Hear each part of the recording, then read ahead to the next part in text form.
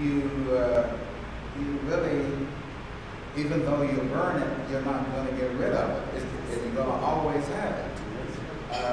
You can't create it, nor can you destroy it, but you change its form in some way.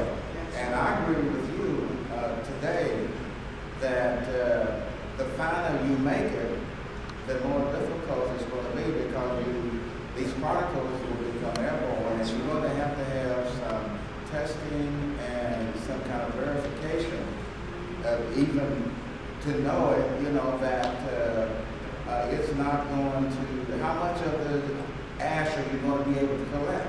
They don't know. And this is the data that you're going to have. If they can say that they can collect 100% of it, then what happens if the thing goes wrong?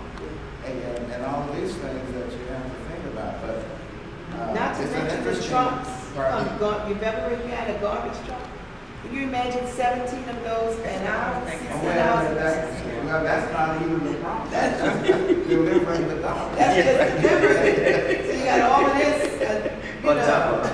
That's a nightmare. It's a nightmare. And there's one actually online.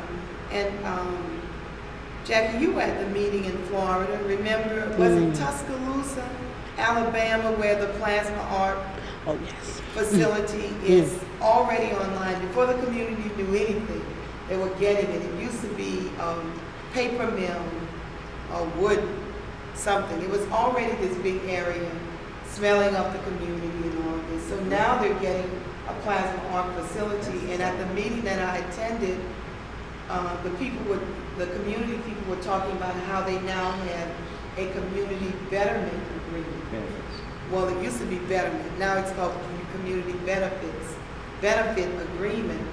And my thing was, the first thing they always do is give us a park, and like next to the petrochemical plants. And already that's one of the first things they're doing is giving them a park. And so, why would you want to play in an area with all of this stuff coming out of stacks and your children breathing it in? So they already won in one area because the community was not armed and ready to fight it. They have a huge fight on their hands in New Orleans. We have been at every place, we have been fighting it, and we are now trying to join a network. And that's why Bob's office is going to start mapping where all these permits are showing up. And I really believe that the NAACP should really get involved with this, organizing their chapters in areas where they come. I guarantee you we'll be able to look at that community in Alabama a few years from now, and it will be a disaster in terms of health effects. And when things break down, we'll see everything that happened in Japan happen here. And everybody knows the Japanese are more efficient than what we are. If anybody could make something work, it would be the Japanese or the Chinese. But here, if it comes here, I just can't imagine what it's going to be like. So we need to stop this right now. We assume that they are more efficient. Well, they have been in the past.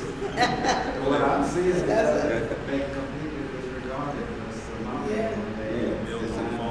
But guess what? They were much more prepared for it than what we are.